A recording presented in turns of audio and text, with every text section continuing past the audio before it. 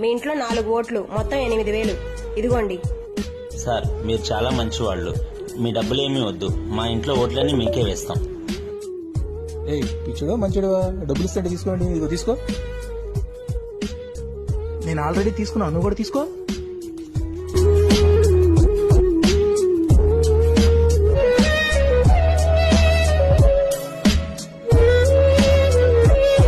నమస్తే సార్, మా నాన్నగారికి పెన్షన్ రావట్లేదు.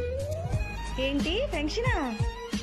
నువ్వు మా దగ్గర డబ్బులు తీసుకున్నావు, అవతల పార్టీ వాళ్ళ దగ్గర డబ్బులు తీసుకున్నావు. వెళ్ళి వాళ్ళని అడుగు, ఇప్పిస్తారు పెన్షన్. వెళ్ళు.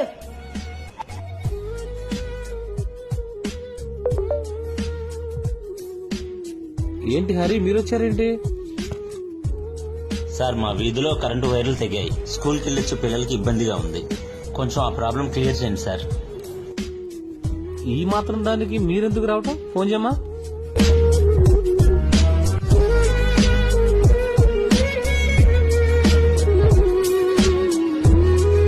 హలో, లైన్ మీద గారా మాట్లాడేది?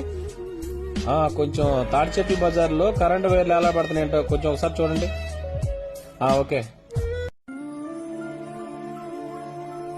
ఓట్ అనేది మన ఆయుధం. డబ్బులకు ఆశపడి ప్రశ్నించే హక్కును మాత్రం కోల్పోవద్దు. ఏమండి, ఓటుకు 2,000 ఇస్తున్నాం.